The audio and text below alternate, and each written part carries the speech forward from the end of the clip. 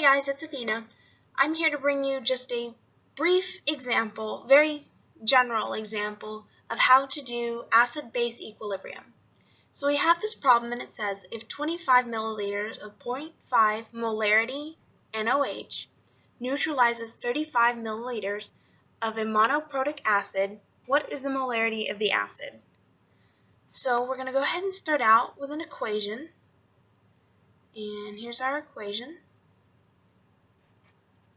And it's grams times moles over molar mass, of course in grams, times moles of NOH over moles of the acid. And I want to point out that both the beginning grams that we stated and the molar mass are going to be of the monoprotic acid. That way we end up with moles of monoprotic acid. So let's make a note of that. We're going to end up with moles of monoprotic acid. And since I don't have a specific acid here to show you, I'm going to go ahead and make this note here that monoprotic acids only have one hydrogen, and I have two examples of what a monoprotic acid would be there. So, for example, you would take the mass of HCl and you would put it as your molar mass. Then you would take the 35 milliliters that they gave you and stick it in for grams. Only because 1 gram is equal to 1 milliliter. That's the only reason we can do that. And then you would use the ratio of moles NOH to moles of whatever acid you were given. And that would give you the moles of the monoprotic acid. So, we have that, we're fine, but we're not done yet.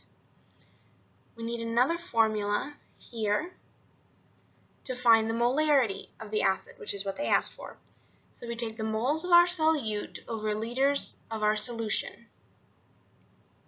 So if we're finding the molarity of the acid, we're going to take the moles of the acid that we just found and we're going to put it over liters of NOH. Something you need to note before you start mathing out these problems is that not only does 1 gram equal 1 milliliter, but you have to turn everything into liters before you can actually start doing the problem. Everything has to be in their base units. Okay.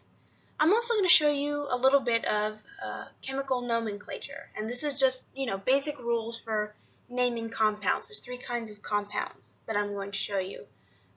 One is the binary compound containing 2 nonmetals that are covalently bonded. The second one is a binary acid without oxygen, and the third is hydrates. So, the rules for naming a binary compound with 2 nonmetals is that the element in the leftmost column of the periodic table is going to be the one you name first. And if your elements end up in the same column, go ahead and put the one in the lowest row on the periodic table. Name that one first. And then you're going to use Greek prefixes to indicate the amount of each element. You don't normally have to put mono, but in some cases you do. So here's a couple of examples for you to show you what I mean. Pretty straightforward. So next is binary acids without oxygen. Okay? And these names consist of 2 words. The first one has 3 parts, and you're always going to start with hydro. The second part is going to be the root of the element, and that'll be stacked right after hydro, and then you end with an ic. Icy. And then the second word will, of course, be acid, because we're talking about binary acids. And here's a couple of examples to show you what I mean. We have HC and L, so since we have an H here, we have hydro, and then Cl chlorine, so chlor is our root, add IC and acid, and we have hydrochloric acid. Okay, the last one is hydrates, and here are the rules for hydrates. You're always going to name your ionic compound first. That's just the way it is. And then the Greek prefixes are attached to the word hydrate to indicate the number of water molecules per formula unit.